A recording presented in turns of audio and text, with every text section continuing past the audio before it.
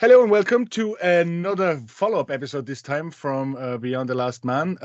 Obviously, as everybody probably knows, we won the Conti Cup on Sunday, and we just thought, like, after our last week's podcast, I'll just bring Lottie back. Michelle couldn't make it today. We bring Lottie back for a quick recap because you had the pleasure of being at the grounds, and I'm pretty sure it was a great thing. So, yeah, it's great, isn't it? Like Conti Capo bust, and we got the cup. So how was it? Like, tell us all about it, please. Oh no, it was absolutely electric. I mean, I got down to Selhurst about maybe 1 o'clock. Went round to Clifton Arms, met a couple of people, and then we made our way round to like the fan park and things, a bit like the Euros with the face paint out, the fast food. Gunnosaurus was around. I got my picture with my brand new flag with Gunnosaurus. I got him to hold the middle, which was really good. I met up with a load of friends, bumped into Leanne Sanderson, saw Vinay there as well. Who else did we bump into? Also Howard Webb and his wife, who were both referees, which was really interesting. It turned out that they were actually sitting next to Vinay because the BBC did. Well, I watched the game back on Monday morning. Okay. The cameras actually zoomed in on them. They were sitting together, which was quite interesting. But yeah, no, it was electric. The fan park was really good. I mean, I don't know why Crystal Palace had their own mascot walking around. It was like, I wasn't really sure. Because Crystal Palace women are, I think, National League One, I think. I might be wrong. I have to go back and check that. But it was a bit odd to see their eagle running around with Gunnosaurus and the Chelsea mascot. But unfortunately, Gunnosaurus lost the dance-off against the Chelsea mascot. Sorry, that was the first loss of the day.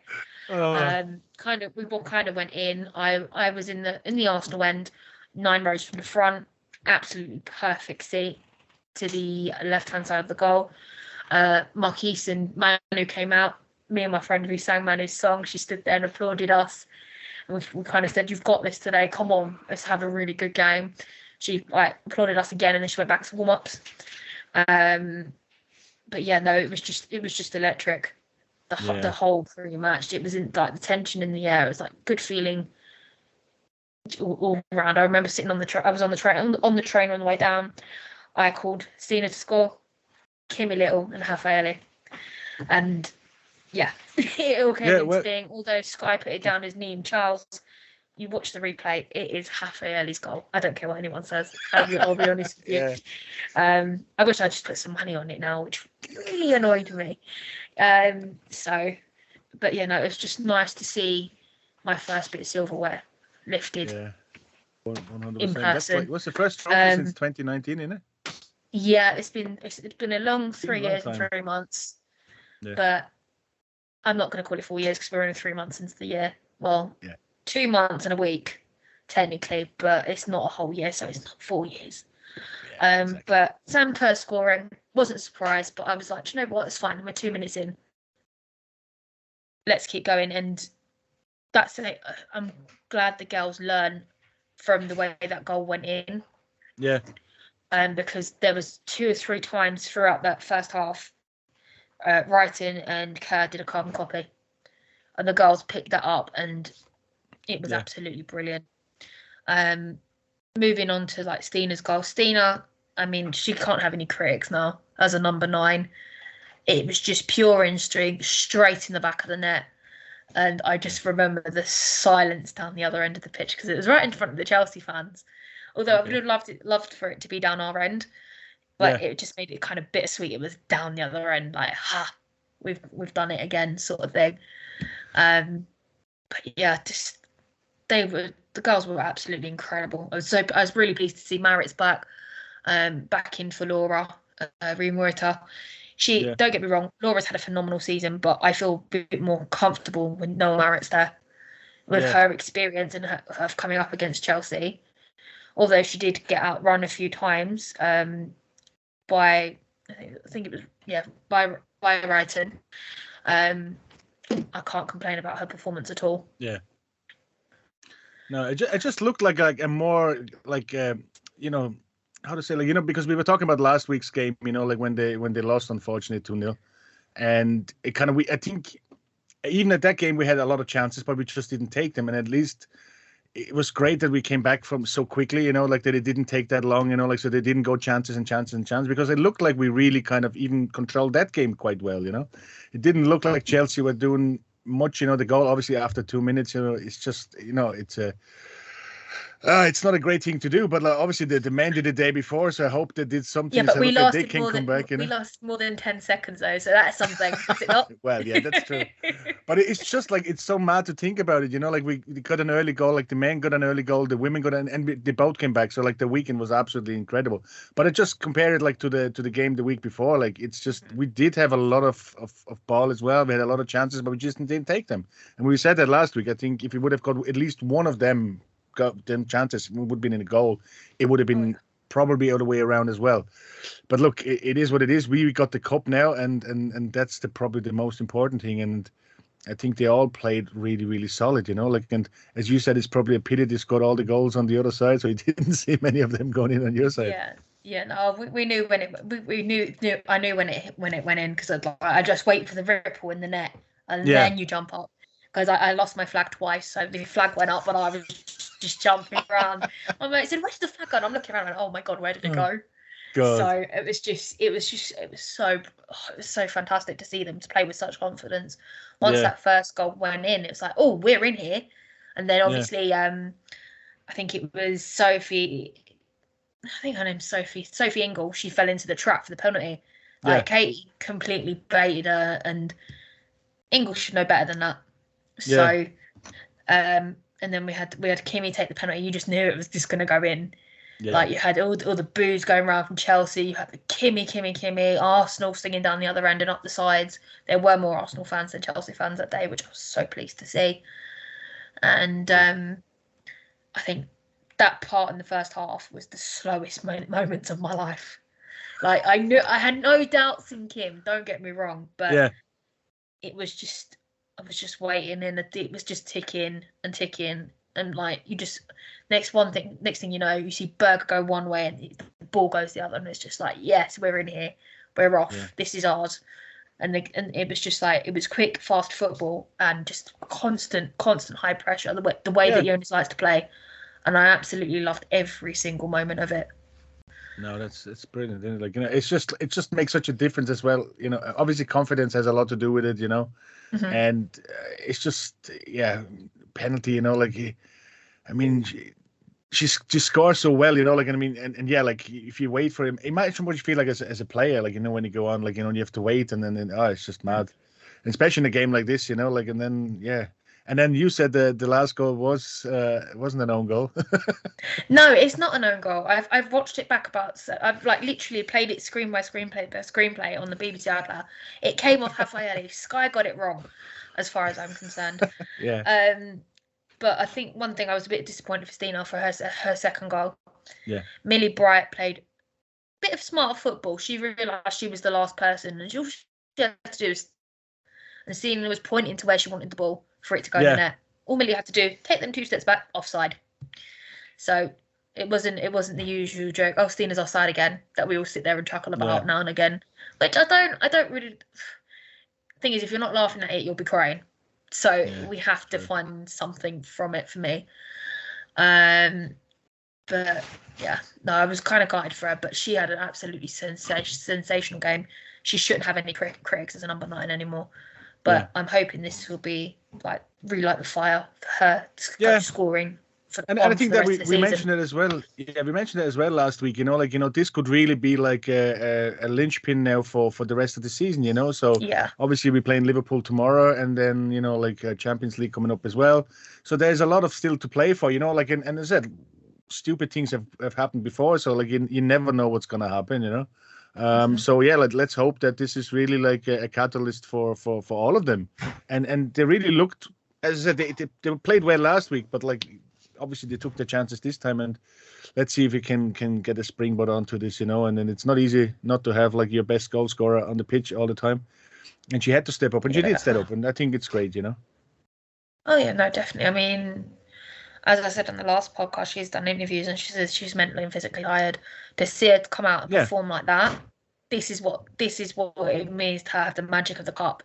That's Yeah. like they turn up, we turn them over. I mean, we've been queen makers for so long. We've given it to Chelsea. We've given it to Man City. We gave Man City their first Conti Cup. Yeah. And it was just nice for us to go, hang on a minute, we're the Arsenal. We're not going to roll over and let you have this trophy. This is our trophy. Yeah. And like, I loved, it's things I love to see.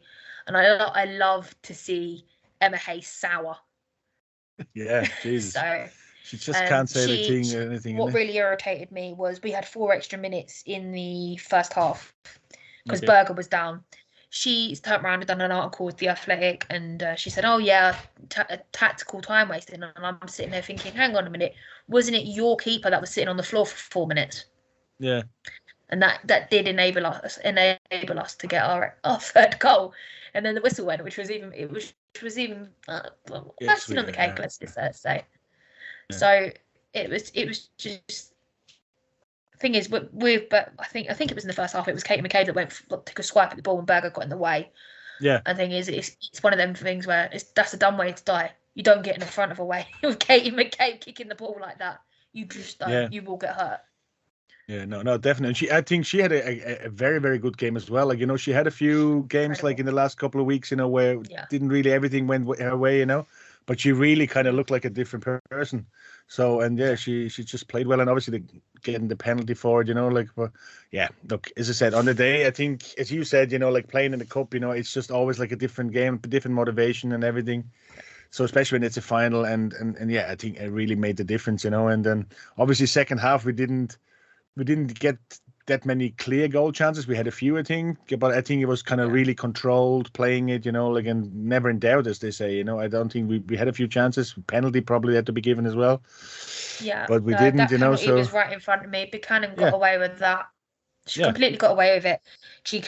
Ford might have fell outside the box, but she was clipped on the corner of the box. 100%. Yeah, it was directly in front of me, and it should have been a Stonewall penalty, but. The decisions by Dowell in that game weren't fantastic. The cards weren't out enough. Yeah. I mean, the first yellow card came out for Katie for the foul on Berger, but that's expected. I'm just kind of glad she kind of stayed on the floor. Yeah. Where she hurt her head. But there just wasn't enough. The decisions weren't hard enough or necessarily the correct ones. Might have my Arsenal hat on here, but I've spoken to Man United fans, Liverpool fans. It was a penalty all day long, and Ford should have got that. 100%, yeah. I've got to say how immense Caitlin Ford was. I mean, it's not Ford, it's Ferrari. She was absolutely impeccable that day, and it's just a shame she didn't score. Yeah, she absolutely would have been the icing on the cake, innit? Yeah. Yeah, but it got to the point where they changed their right back 3 times. Like, you change it 3 times, something's not clicking. Yeah, not clicking. Yeah. And it just, as I said, I'm still coming back to the one the week before, Chelsea didn't play much better that week, and it's such a shame, because, but look, it's done, and look, we just have to make the best out of the rest of the season, what we can do, and I think Jonas was kind of pleased as well, because I think that's his first silverware as well, the first title he's won, so I'm pretty sure, and just see how we're going to turn up tomorrow against Liverpool, so I hope we didn't celebrate too much, Hopefully. No, I've got my voice back now. I was really croaky on Monday night when I went to see the under-21s. Ironically, we lost to Liverpool 1-0 and to 10 men, which was not great. But yeah, I've got my voice back. I'm happy. Yeah, I sounded very hoarse on Monday morning. I'd say so. I think we all did. Like, the whole Arsenal fan base, like men or women, were kind of like, what a kind of weekend that was. Like, like I've seen sore heads, and no voice, and like it's just crazy. Yeah. But like, it's great to be like, that we have weekends like that, and like long may it continue. It's another 2 or 3 months to come. So it should be good. So, are you going to the game tomorrow, or are you watching it at home? Or? Yeah, no, I'm heading to the game tomorrow. I was meant to be doing something else, but I forgot I had tickets. So I'm going. I'm quite looking forward to it. So I'm glad we've done the pod now and not tomorrow. So otherwise I'd be texting you like, sorry, I'm going to the game. It's actually so there's so many games around, like women's game, men's game, like, and you keep forgetting about, oh my god, there's actually a game on it. It was even like last week when we did the podcast on the Thursday. So oh, there's something else on, like, like, oh, what am I going to do? Or can we do it on this day? Because there's a game on. No, And exactly. It's like I was going to suggest you Thursday, and I thought, oh no, Sporting's on that day. I know, yeah. So, And I'm going to Portugal for this, everything round. Yeah, so I'm going on Thursday morning. I'm going to Portugal, so and then coming back. Yeah, and coming back on Saturday morning, and then on Sunday the game is against Fulham. So yeah, it's crazy, like the things we do. It's a busy time of the year, Yeah, 100%. So European football's back, and after the women's European football's comes back 2 weeks after, isn't it? Yeah, 2 weeks time. Yeah, exactly. So yeah, there's a game on every week, every during the week, like so, and then so till May, like it's end to end, like so it's not only exhausting for the players, it's exhausting for us as well. Like we have to watch. Yeah, but I know we have to watch, but that's what we go for. I don't know about you, but I go to let steam off. I go to socialise, and it's just it's great. I love it. That's what it is, So like, and it's always good when you win. When you that's the icing on the cake, though. Really, isn't it? Yeah. So that's the team. But listen, I think it was a great game. I said, like, we didn't want to keep it too long. This kind of podcast, a kind of short and sweet one, just to want to see, because you said we were all excited, to see how we get on, like, like and all everything went around, and it's just great to see that. First of all, I think there was more than 20,000 tickets sold, which is great as well. The grand total was 19,010 fans at that game. Okay, but I think they sold more tickets, but whatever was in it. Yeah. But it's great. Oh yeah, no, definitely. It was a sellout either way. But I still agree with Emma Hayes. It should have been at Wembley. Yeah. Should have been at Wembley. But would you think if it would have been in Wembley that there would have been more people? Oh, there would have been more Chelsea fans for sure. Yeah. Because obviously the Arsenal fans have travelled, but I think there would have been more Chelsea fans than what we saw. Yeah. To be honest with you, because we did have a few little pockets up in the Arsenal end, and I just kind of looked around like, why are you in the Arsenal end? Yeah, which was a bit odd. But I did see pockets of Arsenal fans in the Chelsea end, which was absolutely hilarious, because you could see them jumping around celebrating. The Chelsea fans were all looking around at them. So I think they were in the Arsenal end, to be honest with you.